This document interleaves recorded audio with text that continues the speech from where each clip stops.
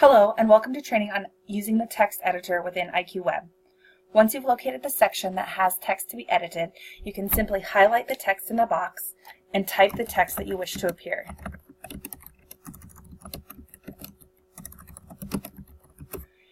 You then can use the edit screen above to change the justification, make bulleted lists, or hyperlink the text. To insert a link, simply type the website that you would like to have linked to the text.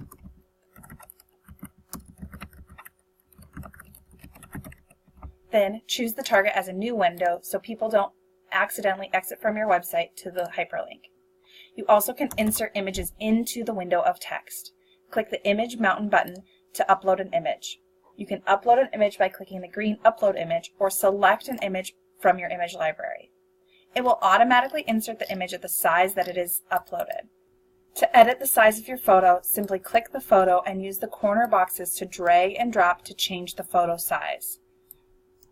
You will notice the image shrinking as you do this. Once you've made all of your changes, click the green OK button and then the green Save button in the upper right-hand corner to save all your changes.